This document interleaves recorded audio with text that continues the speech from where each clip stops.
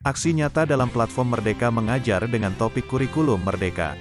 Pemahaman saya tentang mengapa kurikulum perlu dirubah, bersama saya Leo Christian Sitompul SPD. Tempat tugas di SD Negeri 098147 Kampung Baru, Kecamatan Dolok Masagal, Kabupaten Simalungun, Provinsi Sumatera Utara. Bagaimana kurikulum dalam pendidikan? Dalam tubuh terdapat organ-organ yang sudah memiliki fungsi khusus dalam tubuh, seperti contoh, mata, jantung, telinga dan lain sebagainya. Nah, demikian juga dalam tubuh pendidikan terdapat sebuah organ yang disebut dengan kurikulum yang dilengkapi dengan segala kebutuhan yang berkaitan pendidikan dan pengajaran, yang fungsinya sangat vital sama seperti fungsi organ dalam tubuh kita.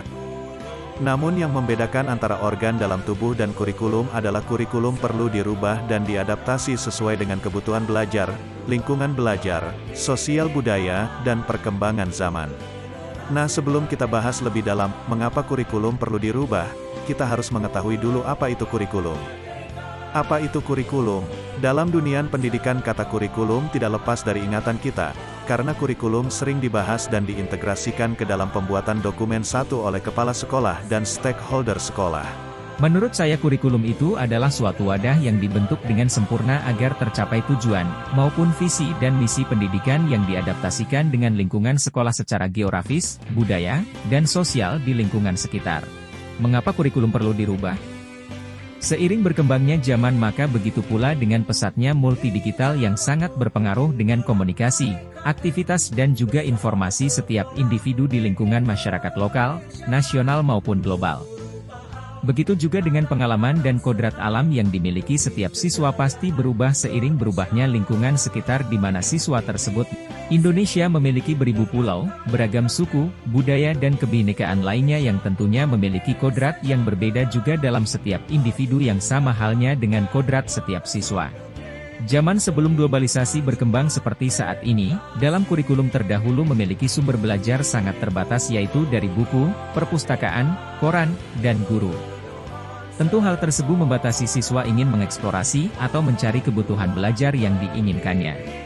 Di era serba digital ini para siswa menerima dengan sangat baik dan cepat perkembangan teknologi ini, dan juga beragam informasi dapat mereka ketahui melalui media sosial yang dengan mudah diakses dari gawai yang mereka pakai.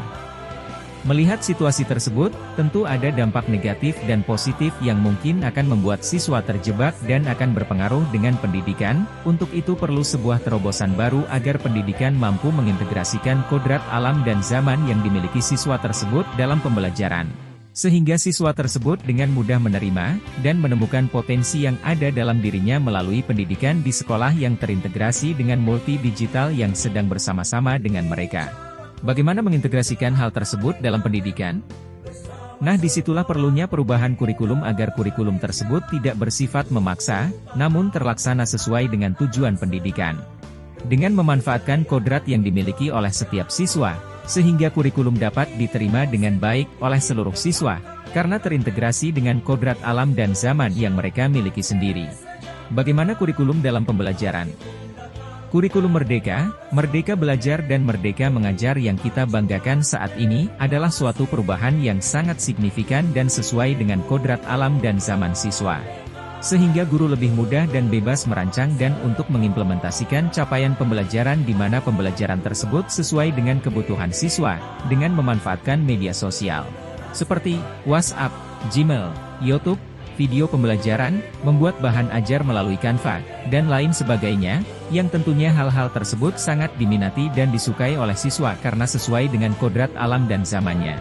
Dan yang terutama dan terpenting adalah kurikulum Merdeka diadaptasikan sesuai dengan kebutuhan sekolah yang akan dirancang, dibentuk disesuaikan oleh pemangku kepentingan sekolah yang disebut dengan KOSP, Kurikulum Operasional Satuan Pendidikan.